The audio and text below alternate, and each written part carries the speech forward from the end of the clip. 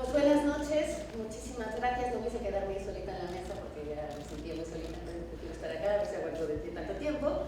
Felicidades a todos los que conforman esta Facultad de Filosofía y Letras. Me siento muy honrada de estar hoy aquí, de participar en esta inauguración de esta 38ª Semana de Humanidades. Para mí es un honor además que me hayan invitado a hablar de Cervantes, porque si bien no soy cervantista, porque no soy una experta y estudiosa de la obra y de la figura de este autor, lo cierto es que me gustan mucho las palabras y me gusta cómo él se ha convertido en un embajador, en una gran exposición de nuestro idioma en todo el mundo.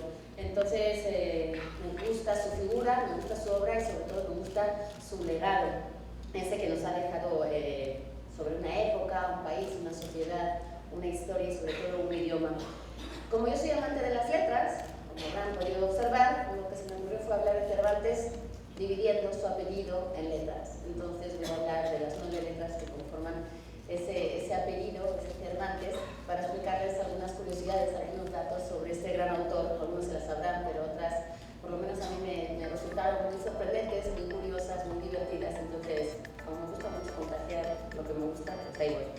Entonces hay que empezar con la C de Cervantes, que es sin duda, tendríamos que empezar hablando de ese centenario. ¿Qué estamos celebrando este año? ¿Por qué Cervantes está tan presente estos meses? ¿Y por qué se están celebrando esos 400 años de su muerte? Pues sí, efectivamente murió hace 400 años y como nos gusta mucho esto del sistema decimal en esta época y en esta sociedad, pues 400 no es una cifra estupenda y tremenda, y entonces había que celebrar los 400 años de la primera edición del Quijote, de la segunda edición del Quijote y ahora de su muerte. Hablando de su muerte, podríamos empezar por esa fe que también designa un poco el caos que hay sobre las fechas. Sobre Cervantes no hay muchos datos documentados, no hay mucho registro, están sus obras que cuentan mucho de su vida y a partir de ahí nos hemos aferrado a ver todo lo que hay y todo, conocer muchas cosas sobre él. Pero lo cierto es que solo se conservan 11 manuscritos firmados por él en el que cuenta cosas, casi todos son cartas, casi todos son cuestiones administrativas, hay pocos datos sobre él y el de su muerte es uno de esos datos que aparecen medio borrosos.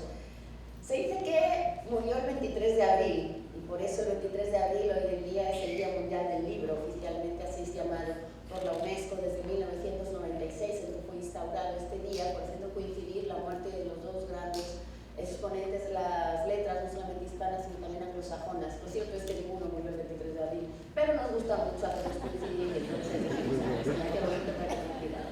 no se sabe cuándo murió, sí se tienen algunos datos, por ejemplo que el 19 de abril sí recibió la extrema unción y que sus últimos días se los pasó escribiendo. Escribía una dedicatoria, la dedicatoria a ver, voy a encontrar todo lo que tengo aquí que me traje.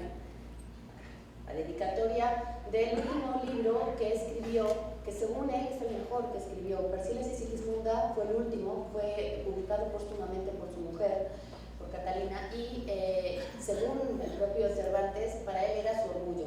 Todo el mundo nos hemos quedado con el Quijote, pero no, él seguía diciendo hasta el último día de suspiro que era Persiles lo que iba a pasar a la historia. Bueno, pues por hacer un poco honor a eso les voy a escribir la dedicatoria que está dirigida hacia el conde de Lemon, uno de los protectores, que si bien tuvo pocos, porque digamos que Cervantes hasta el día de su muerte murió con algo de reconocimiento, sí, porque ya se habían publicado las 2 ediciones del Quijote, pero sin mucho dinero. Él estaba viviendo en ese momento en la calle de León, esquina con Francos, que hoy en día en Madrid está en el barrio de las Letras, miren nada más que casualidad, y se rebautizó como calle Cervantes, evidentemente. Ahí estaba él, en su testamento pidió por favor que fueran 10 días de misa los que se le fueran a dedicar después de su muerte. O sea, uno antes de morir le decía cuántos días de misa que se recordaba. Parece ser, yo no me sé mucho la historia de la religión de ese entonces, pero que 10 días eran pocos. Eso significaba que eras pobre.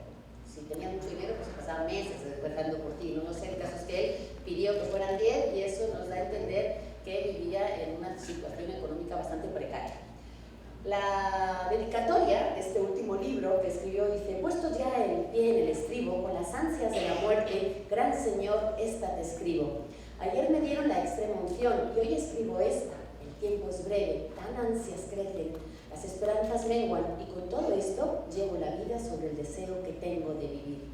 Adiós, gracias, adiós donaires, adiós regocijados amigos, que yo me voy muriendo y deseando veros presto, contentos en la otra vida. Justamente esta última parte fue la que se puso en su lápida. Otro gran temita, donde se enterró el pobre Cervantes. En ese momento se supone que fue enterrado el 23 de abril. Entonces se le velaron durante unas horas, porque antes era todavía mucho más de lo que se le desvela ahora a los fallecidos, pues no pudo morir el mismo día de haber sido enterrado. Por lo tanto, se cree que su fecha de muerte fue el 22, no el 23 de abril. Ahí saldría el primer dato medio caótico y medio desconfiado. Otros dicen que no, que en realidad fue el 23 y que le enterraron el 24, pero esto se entiende un poco como forzado para otra vez meter el 23 de abril como su fecha de muerte, para que coincidiera con la de Shakespeare, que tampoco murió el 23 de abril, porque en ese momento, sí, él murió el 4 de mayo, imagínense, había un poquito más de desfase. ¿Por qué? Sí murió el 23 de abril, pero el 23 de abril en el calendario juliano, que era el que estaba todavía vigente en Inglaterra. En ese entonces, cada país europeo se regía por una serie de causas. Inglaterra estaba bastante alejada de lo que pasaba en el continente, por ser una isla. Todavía me parece que hacen cosas muy de salirse del plato, pero en ese momento tenía otro calendario que todavía tenía un desfase como de unos 10 días respecto al gregoriano, que era el que regía en ese momento en España. Entonces el 23 de abril en Inglaterra correspondía a 10 días más, en España era el 4 de mayo. Así que en realidad sí murieron el 23 de abril, es decir, estaban registrados los dos en un 23 de abril, pero cuando se habla de Cervantes se nombra que es un sábado, mientras que en el hecho de Shakespeare se dice que es un martes, con lo cual claramente no estamos hablando o ni del mismo año o del mismo día, y es esta la razón por la que no están los dos, digamos, registrados el mismo día como fecha de nacimiento, pero de muerte, pero da igual, porque a nosotros nos gusta mucho celebrar el Día del Libro y celebrar las letras y tener esta coincidencia y hacer que este año sean los 400 años, eso sí, de la muerte de estos dos genios. Pasamos a la E de español. Español como gentilicio, porque nació en Alcalá de Henares, una población que está a unos 32 kilómetros de la capital, de Madrid. Es una localidad que tiene unos 200.000 habitantes ahora mismo.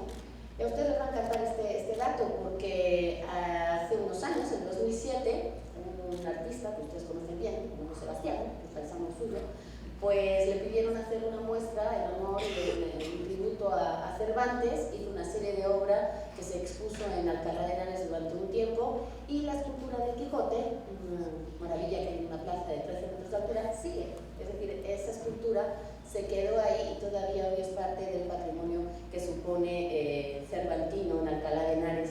Alcalá de Henares es considerada la ciudad del saber, así se apellida.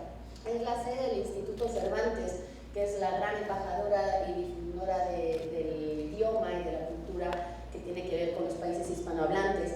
En Alcalá de Henares hay una universidad que también es Patrimonio de la Humanidad desde 1998, donde hay 30.000 estudiantes.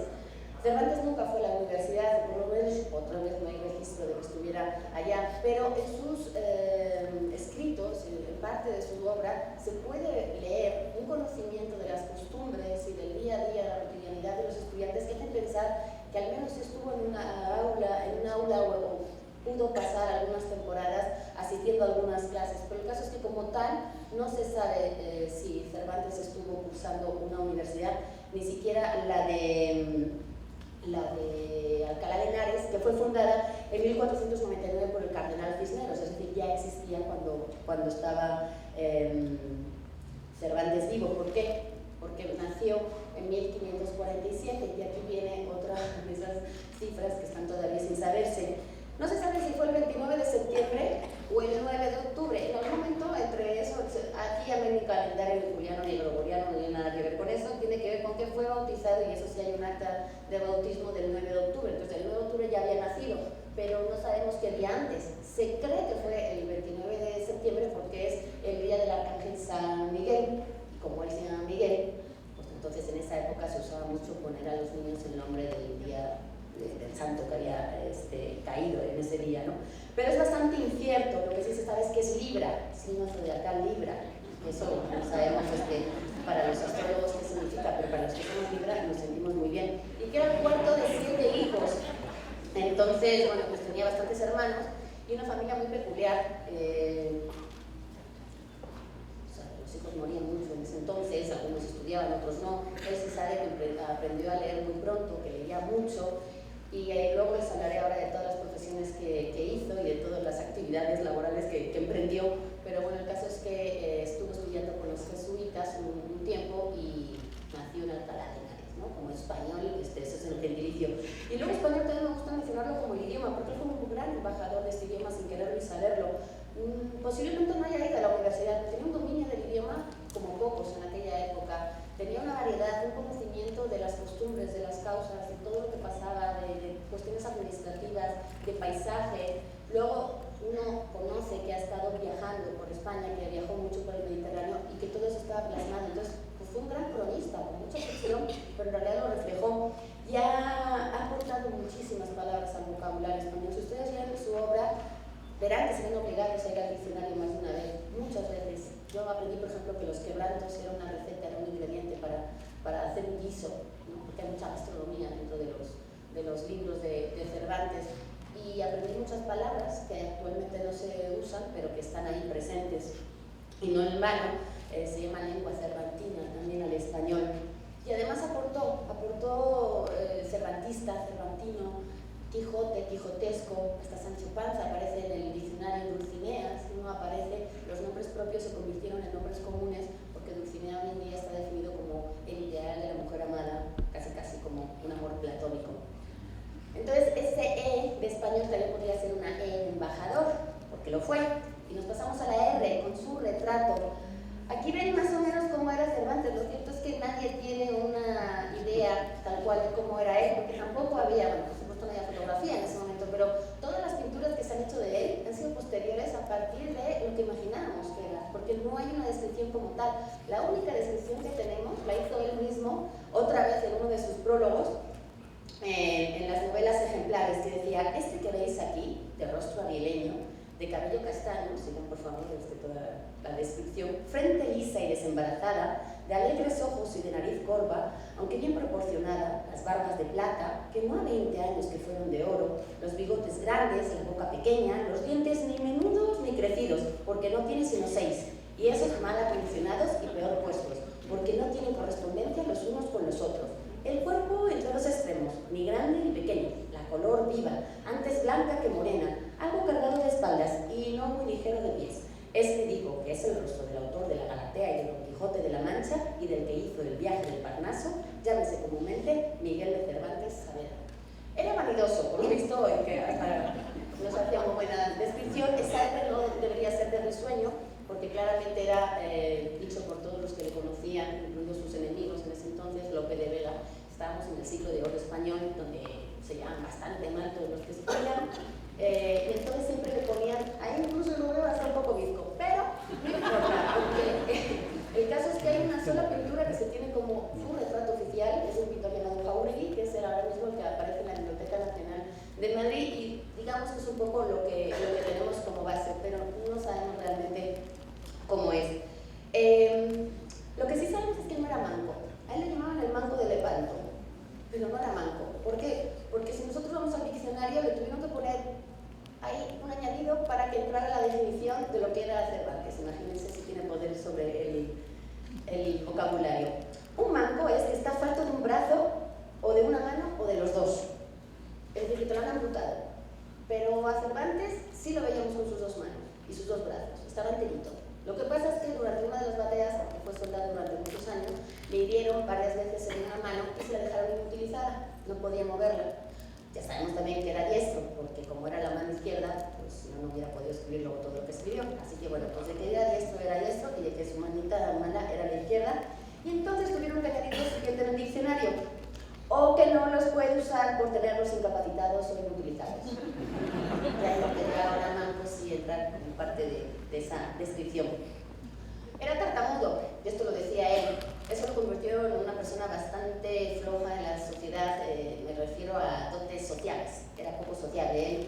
Él tuvo sus amoríos, pero no era alguien mujeriego, como se usaba en la época.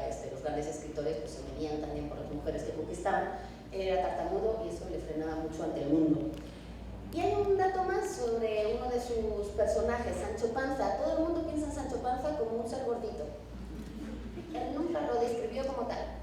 Es más, pasaban hambre en las hazañas que tenían en La Mancha y en Andalucía. Entonces, ¿por qué iba a ser gordito si no comían? La culpa es de un pintor francés que se llama Gustave Doré, que lo dibujó un día con un grabado y se le ocurrió hacer a Sancho Panza gordito. A todo el mundo le encantó, y entonces dijo, pues ya está, este es el escudero de Quijote, y así se aparece. Pero los retratos en aquella época, digamos, que estaban un poquito escasos y un poquito mal hechos, porque ni tenemos uno de Cervantes y el de Sancho Panza corresponde a la realidad, o por lo menos lo que su autor dijo. Pasamos a la V de Rabio Pinto, y aquí es donde les voy a contar las profesiones que tuvo, porque él estudió en los jesuitas, la familia se fue desde muy temprano, viajó mucho por Córdoba, por Sevilla, por Valladolid, estuvo en diferentes sitios porque su padre era cirujano barbero, así lo describían. En realidad, cirujano barbero hoy sabemos que es un practicante, un asistente, digamos, de médico. No se crean que era una cosa muy, muy así ostentosa, sino que más bien era un asistente. Se dice que eran judíos conversos. Estamos en una España que todavía había mucho pleito entre los judíos, los cristianos, los musulmanes, estaban todavía muy, muy revueltos y había mucha imposición religiosa para poderse quedar y residir en España. De tal manera que los padres siempre escondieron que eran judíos, o se piensa que por lo menos eran unos cristianos conversos, y estuvieron ahí también por eso divagando un poco por las ciudades. Su padre era sordo, tuvo una... El tartamudo, el sordo, debía ser divertidísimo estar en las comidas familiares, pero el caso es que una de sus primeras profesiones fue la de intérprete de su padre, porque como su padre no escuchaba, el hijo era el que le hacía un poco de intérprete en todas las conversaciones y todo lo que pasaba a su alrededor. Entonces, bueno, no sé si era oficial y por eso cobraba, seguramente no, pero el caso es que lo hizo. Fue muy amante del teatro. Se sabe que asistía mucho a las obras que representaba Lope de Rueda, que era uno de sus grandes ídolos, por así decirlo. Y por ahí empezó a escribir cosillas. Empezó por la poesía, de la que se sabe muy poco, o la que menos se sabe de Cervantes, pero la poesía fue de sus primeros pinitos que hizo. Luego fue soldado. ¿Y fue soldado por qué? Porque dentro de sus profesiones también era la de ser cautivo. Estaba preso un montón de veces en su vida. Y no crean que era porque era un delincuente y era una mala persona, es porque las causas para ir a la cárcel entonces eran absurdas. Miren, en 1569, muy jovencito todavía, fue la primera vez que tuvo un percance y la primera vez que fue a dar a la cárcel. ¿Por qué? Porque sus hermanas trabajaban para un señor que se llamaba Antonio Segura, que fue herido y asesinado en la puerta de su casa. Entonces él, como era el hombre de la casa, de la familia y de las hermanas, tenía que responder por ellas, y él fue a dar a la cárcel. ¿Por qué? Porque estaba prohibido portar armas cerca de una residencia real. Es decir, si uno iba con una navaja o con una pistola cerca de donde vivía el Palacio de los Reyes, pues ya. ¿Cuál era la pena en ese entonces? Pues te encarcelaban y te cortaban la mano derecha. Y entonces Cervantes dijo, no, espera, esto ya es muy grave, está bien que yo dé la cara por mis hermanas, pero no. ¿Y qué hizo? Se fue a Italia. Se fue a Italia y se alistó como soldado. Se ocurrió que esa era la mejor manera para seguir vivo. El caso es que estuvo en bastantes batallas. Una de las primeras conocidas fue la de Lepanto. Lepanto es una ciudad que ahora correspondería a Grecia. Entonces era el Golfo de Lepanto, que ahora es el Golfo de Corintio, en Grecia. Y ahí se estaban disputando, el Mediterráneo siempre fue un terreno muy bélico.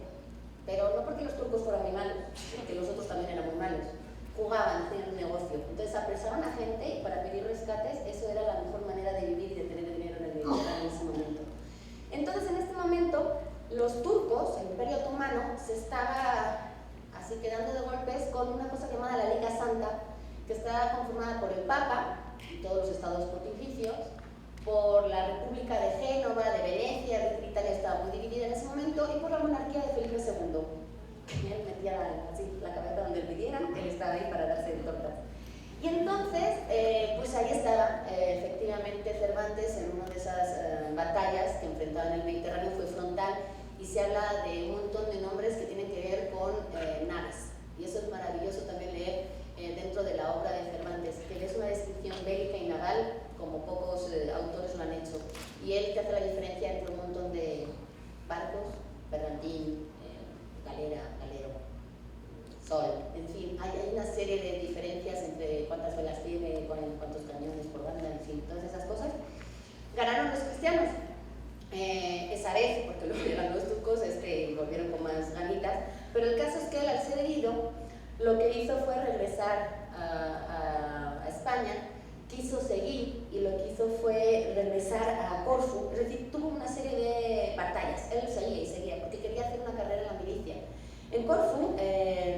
dice que tuvo ahí un amante, un lío con una mujer, Ana Franca, una actriz casada, y tuvo un hijo. No se sabe más del hijo, pero podríamos tener un Cervantes aquí entre nosotros, no sabemos nada de él, es el único linaje que podríamos conocer de él, porque también luego tuvo una hija, Isabel, pero ella tuvo otra hija, es decir, una nieta, Cervantes, pero murió muy jovencita, de tal manera que cuando murió la nieta, la hija Isabel se metió en un convento y ya cuando se murió Isabel se acabó el linaje de Cervantes, no hay nadie que reclame su herencia, entonces todas las editoriales están muy contentas. El caso es que estuvo peleando todavía mucho tiempo en el Mediterráneo y ya dijo, ya estoy muy herido, ya estoy hecho pedazos, ya no voy a seguir en la milicia, pero sí todavía tuvo otro último digamos, viaje. Salió el 20 de septiembre de 1573, salió de Nápoles, donde acaba de tener estos amoríos con esta chica Ana, este hijo desconocido, y el barco se extravió en una tormenta, se separó del resto de la flota y entonces sí fue capturado por los berberiscos, que eran también los que estaban en el Mediterráneo sacando un poco partido de todo lo que pasaba. ¿Qué pasó? Que Cervantes, que en ese momento está incluso con su hermano Rodrigo a bordo de ese galeón, fue apresado. Él tenía unas cartas de recomendación que alguien le dio en nombre del rey en España para decir que era muy buen militar porque él quería ascender en los rangos de la milicia. Entonces él tenía estas cartas y cuando los berberiscos le vieron, dijeron, este debe ser importante porque tiene esta carta firmada por el rey. Y entonces no lo mataron. Eso le salvó la vida. Tenemos el Quijote gracias a una carta que alguien escribió. Pero el caso es que pensaron que por ser muy importante deberían tenerlo en cautiverio mucho más tiempo porque podían sacar mucho más dinero. Su madre no pensaba lo mismo porque la pobrecito hasta pasar por viuda, hizo una serie de cosas para recaudar los 500 ducados de oro que en ese momento pedían por él, por su rescate. Su hermano sí pudo ser rescatado, él todavía fue trasladado por Constantinopla y por diferentes ciudades del Mediterráneo hasta que por fin, junto con los monjes trinitarios, fue rescatado y regresó a España. Ahí fue cuando dijo, ya se acabó la milicia, se acabó la guerra, estoy llegando a que lo antes, llevo 10 años entre guerras y preso, fue incluso esclavo, porque en ese momento se usaba mucho de la trata de esclavos, pero a él no lo vendían porque tenía un valor muy especial para el Ali Rajá, que así se llamaba el señor que lo tenía en su poder. Quiso venir a América, quiso hacer un poco esta escapada de que, bueno, pues en Sevilla todo el mundo dice que en América están pasando cosas importantes, que allí los españoles están arrasando o lo que sea, y entonces dijo, pues yo me voy a ir también para allá, pero nunca lo logró. Podríamos haber tenido a Cervantes escribiendo posiblemente sobre México, pero nunca logró subirse a ese barco, tuvo tan mala suerte el pobre, que ni siquiera logró eso. Luego ya hicieron Titanic y vieron que se podía jugar las cartas ya fueron otros tiempos. El caso es que se quedó en España, se casó y tuvo una hija, Isabel, que les digo, y se metió a otra serie de, profesiones.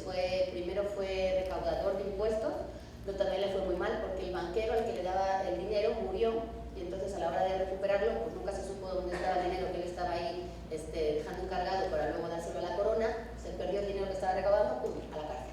Primero estuvo en Córdoba y luego estuvo en Sevilla y ahí se le pasó bastante tiempo.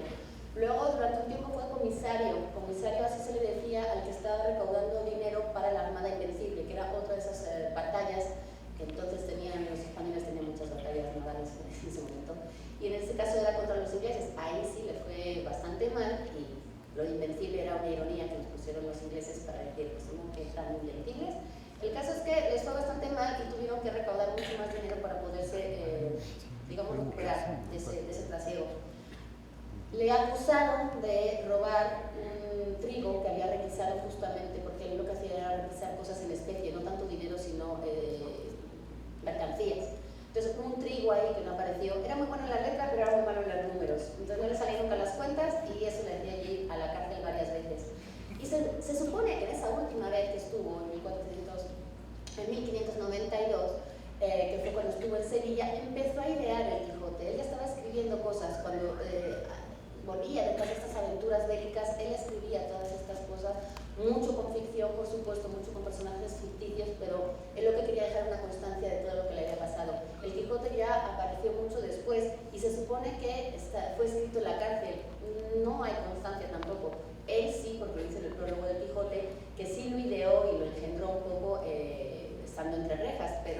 no le dio tiempo a escribir tanto, no estuvo tanto tiempo en la cárcel.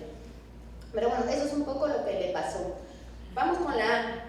Bueno, de la V, de lo variopinto, también hay que decir que el viajero incansable que les estaba diciendo, porque sí, apareció cuando era recaudador de impuestos, hacía muchos viajes entre Madrid y Andalucía, donde estaba Sevilla en ese momento un centro neurálgico y Madrid era donde vivía. Entonces, esos viajes continuos que hacía por La Mancha fueron lo que luego le dio cierto conocimiento para escribir todos los pasajes y todos los capítulos del Quijote que suceden en un lugar de La Mancha, no voy a saber ustedes. El caso es que estuvo en muchos lugares, como preso, como soldado, como recaudador de impuestos. Recorrió bastante esa zona del Mediterráneo que no era muy usual en ese momento. En algún momento estuvo también en Valladolid, porque era la capital de España en ese momento, y entonces él estaba ahí como cronista además de todo lo que estaba pasando con la corte. Y lo versátil en su obra, que también es con la V, pues ya todos lo sabemos, la novela de que era el gran novelista y el arranque de la novela moderna en el español, sí se sabe, pero también hizo mucho teatro, los entremeses, él los puso muy de moda. El entremés era una obra cortita que aparecía antes o durante los actos de una obra grande, pero lo que tenían que hacer era atrapar al público, en lugar de irse fuera y tomarse una cervecita, ellos lo que hacían era más teatro entre los descansos, y entonces lo que tenían era mucho humor, eran cortas, eran satíricas y hablaban de cosas muy generales, muy, pues no banales, porque en realidad sí también había un trasfondo de las tradiciones y de lo que pasaba, pero todo con mucha sátira. Y Cervantes hizo eso, y también hizo poesía, cosa que tampoco se sabe mucho, pero el viaje al Parnaso, ese del que les hablaba antes, pues sin duda era uno de sus grandes logros. Pasamos a la A, y ahí me gustaría decirle que es actual. Actual o anacrónico, porque anacrónico se dice de todo lo que corresponde al pasado, pero que sirve y se da también en el presente, y eso es un poco la obra de Cervantes.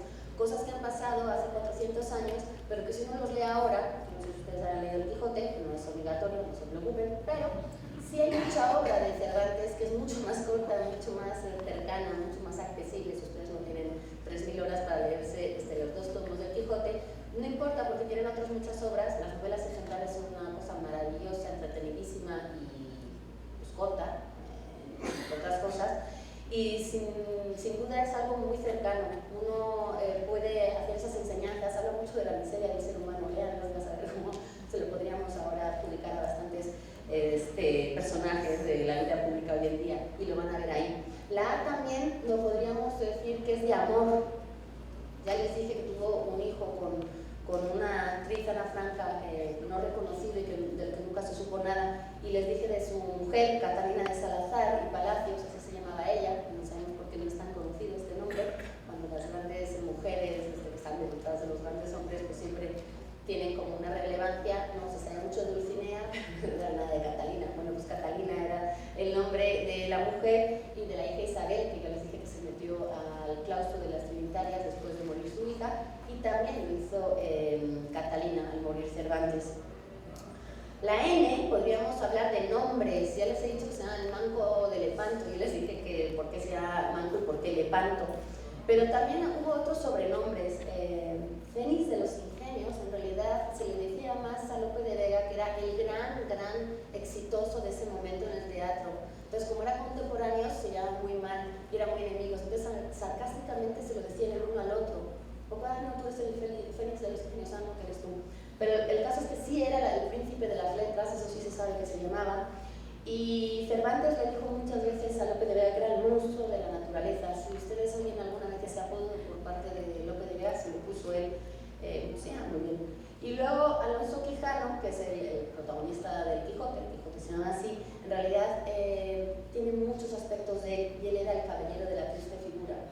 No les digo yo que este sea la alegría de la huerta, no hace falta que les diga porque es el caballero de la triste figura, pero esa es la N. De la T le podríamos decir que es trascendental, es decir, T de tiempo, de cómo ha traspasado a todos los niveles una obra 400 años, y que sigamos hoy incluso aquí en 2016 en Chihuahua hablando de esta obra y de este personaje. Bautizó una cantidad de cosas que él no hubiera soñado jamás. Tenemos un premio Cervantes, que premia lo mejor de las letras hispanas, y que desde el año 1973, 40 personas destacados por enriquecer el patrimonio del idioma español han sido galardonados. El primero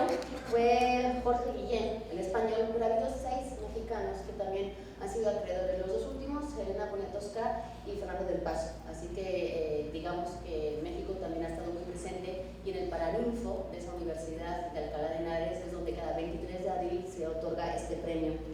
Institutos, les digo que el Instituto Cervantes en el mundo entero tiene 58 centros y 1.240 profesores que se dedican a difundir el idioma español en países donde el español no es lengua oficial, y a difundir la cultura, sobre todo del mundo hispanohablante.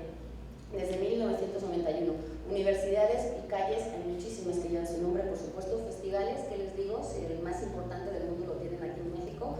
El Festival Cervantino convierte a Guanajuato cada año en la capital universal de Cervantes, y yo creo que hay más estatuas de Cervantes en Guanajuato que en el propio Alcalá de Henares. Hay una estrella que se llama Cervantes, se supone que está a 49.8 años luz, que tiene una masa superior a nuestro Sol, y fíjense qué bonito, tiene 4 planetas que orbitan alrededor de esta estrella, que se llaman Quijote, Sancho Panza, Dulcinea y Rocinante. Eso es el sistema solar, que fue nombrado así en el 2015 a votación popular. No se ve a simple vista, así que esta noche, por mucho que abran los ojos, no se preocupen. Hay una enciclopedia universal que se llama de Cervantes, hay una moneda, las monedas de 10, 20 y 50 céntimos en España, los euros, tienen el busto de Miguel de Cervantes. Ya los más grandes tienen la del rey, bueno, sobre categorías, ¿verdad? Pero la de Cervantes ha subsistido 400 años y ahora está en 3 monedas en circulación, 400 años después. Dígame si eso no es meritorio. Y por supuesto es el protagonista de un montón de libros de estudio y de conferencias, y siguen apareciendo datos sobre él. Referencias. Nosotros podemos aquí nombrar varias palabras y varias frases que les recuerdan a obra y a personajes de Miguel de Cervantes. Si yo les digo ahora mismo que recen como el Padre Nuestro, así, la primera frase del Quijote, ¿qué dirían? Muy bien, bravo. Ese lugar de la Mancha, no sé si saben, fue desconocido durante mucho tiempo, y en el siglo XVIII unos sacerdotes de Argamasilla de Alba decidieron que iba a ser en su pueblo porque necesitaban atraer mucho turismo. Entonces dijeron, ¿qué les parece si decimos que ese lugar de la Mancha no era tan desconocido, él no quería nombrar, pero nosotros sí, y nos va a funcionar muy bien? Pero no, vale, Argamasilla de Alba fue durante 2 siglos ese lugar de la Mancha. Pero hubo un equipo de la Universidad Complutense de Madrid que durante 10 años, que se dice pronto, multidisciplinario, es decir, unieron a historiadores, a literatos, por supuesto, a antropólogos, a un montón de personas de diferentes disciplinas para estudiar dónde era ese lugar de la Mancha, hasta que dieron con él. Y hoy en día, Francisco Parra Luna y Manuel Fernández Nieto, que son los dos digamos, líderes de este grupo, que hicieron 3 libros contando un poco los estudios, cómo iban avanzando. El tercer libro se llama El lugar de la Mancha, y ahí fue donde ellos dijeron que se trataba de Villanueva de los Infantes, en Ciudad Real. ¿Por qué establecieron que era este lugar? Yo no me he leído los 3 libros completos, ni he seguido los 10 años de estudio, discúlpenme, pero este año, en enero de este año, dijeron que habían estudiado cosas tan particulares como las descripciones que hacía Cervantes de esos lugares por los que el Quijote iba caminando, iba enseñándole a Sancho donde pasaban todas sus aventuras. Incluso los científicos, porque también había físicos dentro de este grupo, establecieron la velocidad a la que caminaban para ver las distancias que hacían. ¿Cómo creen que calcularon la distancia y esa velocidad? Porque el Quijote iba en Rocinante, que no sabemos si comía o no comía, pero era un caballo. Famélico, pero era caballo. Pero Sancho Panza iba en un asno, y el asno no va tan deprisa como un caballo. Entonces, en realidad, lo que se fijaron y los cálculos fueron a partir del rucio, ese asno en el que iba montado Sancho Panza, este gordito, que no sabemos si era gordito. Bueno, pues a partir de la velocidad de un asno fueron que establecieron unos cálculos matemáticos bien interesantes para establecer que en realidad de donde partió Quijote fue Villanueva de los Infantes, y ese fue el nuevo espacio que atrae el turismo hoy en día desde enero de este año, y que están todos muy contentos. Ahora, el Quijote tiene 2 partes. La referencia de la primera parte la tenemos todos clarísima, en un lugar de la Mancha, cuyo número no quiero acordarme, no ha mucho tiempo que vivía, un hidalgo de los de Lanza, de Astillero, Adarga Antigua, Rocín, Blanco y Galgo Corredor. Esa es la primera frase del Quijote. Pero hay una segunda parte, y nadie se sabe la primera frase de la segunda parte, ¿o sí? ¿Alguien se aprende? Un aplauso.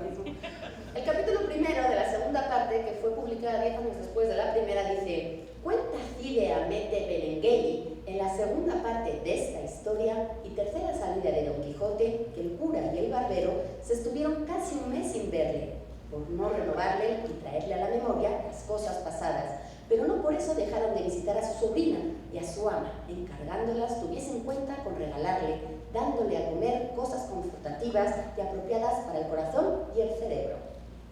Esa fue la primera parte, nadie la recita. Yo voy a hacer una gira ahora por las escuelas del mundo para que también enseñen la primera frase de la segunda parte, porque me parece que ahí no hay ningún lugar de la Mancha a la que dedicarle unos años de estudio ni que invertir ningún presupuesto y sería muy bonito, pero el caso es que no lo hay. Vamos a la E para terminar ya. Excepcional, excelso, extraordinario. Cervantes lo es todo. Por el tiempo en el que vivió, por lo que le tocó vivir, por todas las penurias que pasó, por lo fracasado que fue y sin embargo, cómo luego resultó. Pues ¿quién soy? No hay ningún heredero que me pueda reclamar ahora. Pero hizo cosas muy interesantes. Yo les contaba antes que el 23 de abril es el Día Mundial del Libro, pero también lo es de la protección a la propiedad intelectual y a los derechos de autor. Y si alguien se preocupó por los derechos de autor, ese fue Cervantes. No conocemos a nadie en su época que fuera a pedir lo que se llama un privilegio real, que era que se iba al Consejo de Castilla a pedir un derecho, un permiso para que pudiera editar y imprimir solo él, el autor, el libro durante cierto tiempo. Para que él pudiera imprimir y tuviera derecho sobre el Quijote, tuvo que pedir este privilegio real durante 10 años. Luego lo vendió, porque le iba muy mal en la cena de turismo. No sabes qué, encárgate tú, llévate tú las regalías, no importa. No importa, el caso es que él sí se preocupó por los derechos de autor y por no ser plagiado. Claro que no contó con un tal Alonso Fernández de Avellaneda, ¿verdad? Que luego, unos añitos después, escribió la supuesta segunda parte del Quijote, antes de la segunda parte del Quijote de Cervantes. Entonces, en esa segunda parte del Quijote de Cervantes, lo que hace es reírse y burlarse todo el rato de ese texto apócrifo que circulaba de Avellaneda, que fue el primer gran plagio reconocido de la historia de la literatura en español. Hablar un poquito de la imprenta, ¿qué pasó con esa primera edición que constaba de 1500 ejemplares? Para la época muchísimo, es decir, sí se le apostaba que iba a ser buena venta lo que estaba pasando con el Quijote. Ahora, nosotros ahora, si ustedes no sé si han estado cerca de una impresión y de una edición de un libro, uno escribe, manda por correo electrónico, lo bajan en unas placas, lo mandan a imprenta, el autor suele hacer una última lectura y ya todos contentos. En esa época no tanto.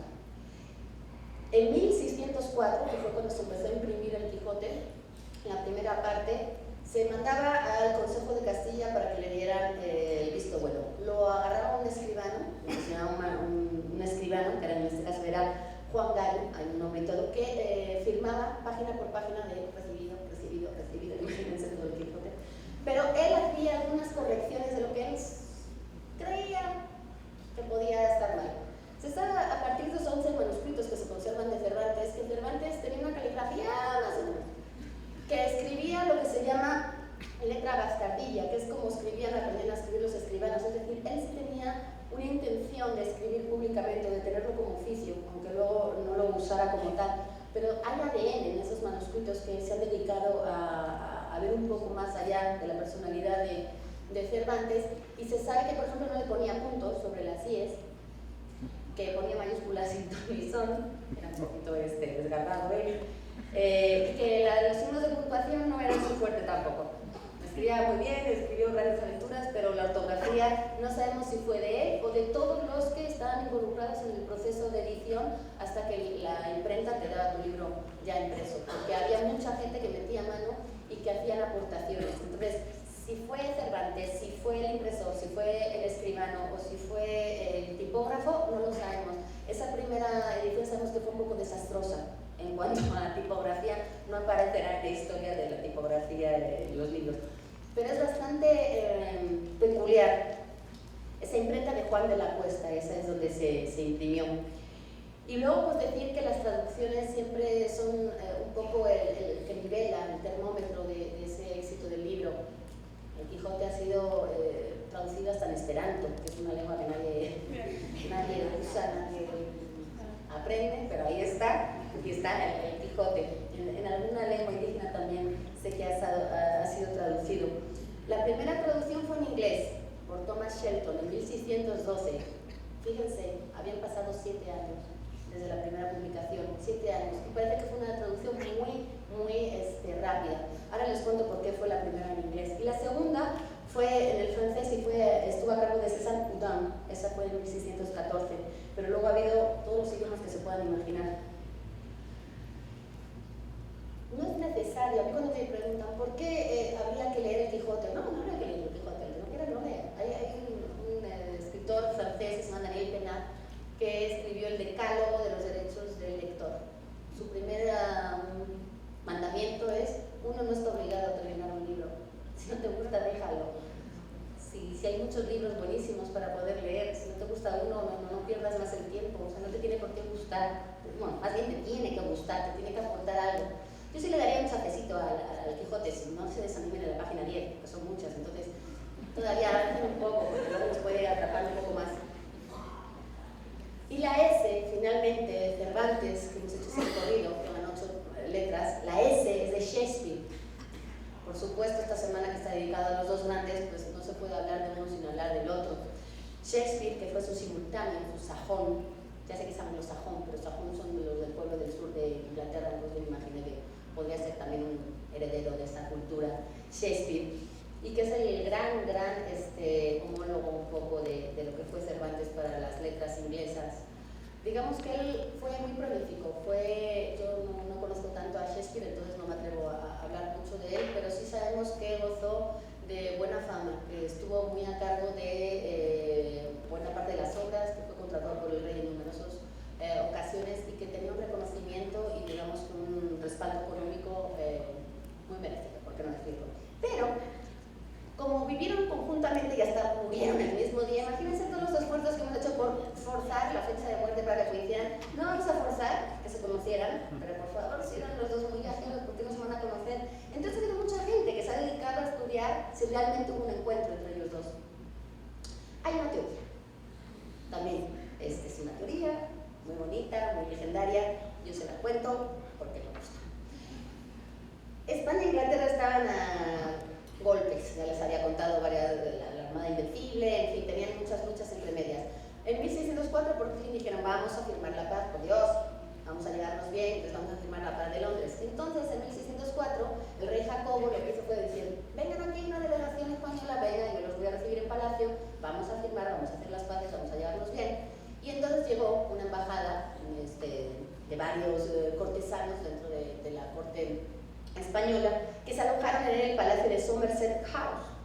Y entonces al rey Jacobo lo que se le ocurrió para tenerlos bien entretenidos y que estuvieran muy cómodos fue llevar a una compañía llamada The King's Men, que eran unos actores que se dedicaban a hacer cosas muy divertidas y que entretenían mucho para que los españoles se divirtieran. No iban a entender nada, porque ya saben de sobra cómo hablan los españoles inglés, pero de esa época era mucho mejor.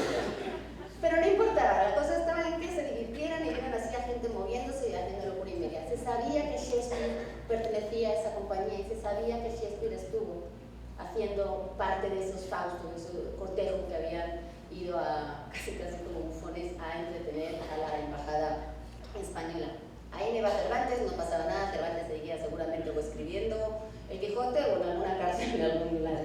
Pero en 1605, como segunda parte de este tratado de paz, lo que hicieron fue: pues ahora que vengan los ingleses y que vengan a España, les vamos a tratar también muy bien, y ahora pues que vengan a la corte, que en ese momento estaba en Valladolid, y se sabe que en ese momento en Valladolid estaba viviendo Cervantes, que era un poco el cronista de lo que estaba pasando por el nacimiento del futuro heredero a la corona, que era en ese momento Felipe IV. Imagínense que el de ahora se llama Felipe VI. Entonces, pues, había muchos Felipes a lo largo, estamos en 1605, ahí estaba naciendo Felipe IV, y entonces Cervantes era uno de los que estaban escribiendo lo que estaba pasando en la corte, en la ciudad y demás. Ahí no se sabe si Shakespeare volvió también con la delegación inglesa. Se supone que no, porque ya no estaban acompañados por una serie de actores, pero sí se sabe que esa delegación británica se llevó ejemplares del Quijote que acababa de salir. Ellos se llevaron los primeros ejemplares, imagínense, ni FedEx, es tan raro, para llevarlo a Inglaterra y que se supiera. Y Thomas Shelton dijo: esto es bueno, yo voy a aprender español y quiero traducir esto. Y se dio muchísima prisa, es una traducción bastante mala. No sé si los españoles son muy malos, pero el caso es que logró que Shakespeare leyera Cardenio era uno de los personajes que apareció en el Quijote y que fue el título, Historia de Cardenio, de una de las obras de Shakespeare, que además fue una de las que se representó en su teatro, en The Globe, ese que estaba en el Támesis y que tiempo después se descubrió que estaba ahí por las cáscaras de las pipas que se comían los espectadores, por eso se supo que estaba ahí el teatro. Acuérdense que cuando se dice mucha mierda en teatro es porque había literal mucho excremento de caballo. ¿Por qué? Porque había ido mucha gente al teatro esa noche a ver esa obra de teatro. Entonces por eso se dice mucha mierda. Cuando hay mucha mierda alrededor del teatro es porque ha ido mucha gente. Yo nada más cuento lo que hago. El caso es que Cervantes fue enterrado en el convento de las Trinitarias, que estaba en la calle de Cantarranas, hoy Cervantes por supuesto, y que el año pasado, hasta el año pasado, se pudo detectar y identificar los restos. Fue también una historia un poco turbulenta, porque apareció un ataúd, imagínense, 400 años después, donde había una M y una C. Como no hay nadie que se diría MMC, pues entonces dijeron, claro, Miguel Cervantes. Tiene mucho sentido. Después de mucho tiempo, haciendo estudios, dijeron, no puede ser, estos restos pertenecen a un menor de edad, no puede ser, o sea, no, está amargado, pero no es chiquito, entonces no puede ser. Pero luego, haciendo un poco más de excavaciones en esa cripta, dentro de ese convento, se descubrió que había un sepulcro donde se habían mezclado 16 cuerpos, 16 difuntos habían sido mezclados. Uno de ellos, porque había hombres, mujeres y niños, uno de ellos sí se identificó que podía, uno de ellos, una mandíbula fue detectada como que había sido de Cervantes. ¿Por qué? Porque se sabía que solo tenía 6 dientes, porque él mismo lo dijo. Y entonces esa mandíbula, que correspondía exactamente a la descripción que había hecho de Cervantes de sí mismo, empezaron a ver algunas partes que podían corresponder a Miguel Cervantes. Hoy en día se puede visitar solo en horarios de misa, porque les agarró tan en curva las pobres monjas que estaban en clausura y en silencio, que decían, no, nosotros no queremos aquí visitantes, está muy bien sus Cervantes y sus 400 años, déjenos en paz. No se puede visitar como tal, pero sí hay como una especie, hubo prisa por detectar esa tumba para estos 400 años, yo supongo que habrá prisa también para poderla visitar pronto y tenerla al turismo. Cervantes nos contó su vida a través de su obra, no tenemos casi nada de documentación sobre él, pero sí tenemos en sus letras mucho de lo que pasaba en ese momento, de la gastronomía, del paisaje, de las costumbres, de la vida cotidiana, de personajes que había en la sociedad española en ese momento. Es un gran cronista de su época. Y sabemos que ha habido mucha gente, como por ejemplo Thomas Shelton, que estudió el idioma español para poder leer el Quijote. Uno de ellos fue Sigmund Freud, el médico neurólogo, el famoso padre del psicoanálisis. Pues dijo, no, yo quiero leer el Quijote en su idioma original, yo voy a aprender español nada más para entenderlo. ¿Quién sabe qué español aprendió? Porque ni yo soy capaz de entender ahora el Quijote según lo escribió Cervantes. Pero me refiero a que hay mucha gente que incluso ha tomado el esfuerzo, la molestia de aprender un idioma para poder llegar a la obra, al puño y letra de lo que escribió Cervantes, con ese valor y con esa intención de entonces. Nosotros hablamos este idioma de forma nativa, es nuestra lengua materna, tenemos un privilegio de poderlo leer sin ni siquiera hacer ese esfuerzo, con lo cual yo lo que digo es, vamos a rechazar esa oportunidad de poderlo leer sin ni siquiera aprender un idioma, así que yo les invito a que lo lean, les invito a que si no quieren el Quijote, no les preocupen, hay un montón de novelas mucho más cortas, mucho más amigables, exactamente, para que puedan llegar a la obra de Cervantes y contagiarse de su humor y de todo lo que hay dentro de la sátira, del reflejo de lo que es un poco el ser humano y su naturaleza, a veces pues alegre, pero también bien amargada, bien llena de cosas malas. Todo eso reflejaba Cervantes, y si 400 años después seguimos hablando de él, por algo será. Así que yo espero haberles contagiado en estos minutos un poquito del amor y de la pasión por este gran escritor español y que siga siendo nuestro embajador en todo el mundo de las letras hispanas. Así que muchas gracias, felicidades y que sigan disfrutando de esta semana.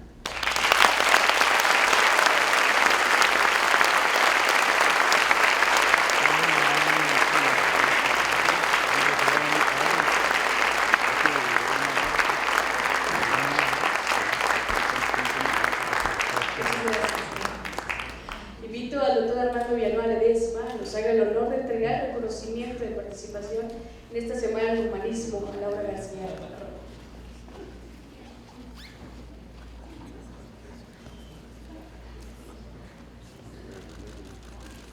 fuerte aplauso.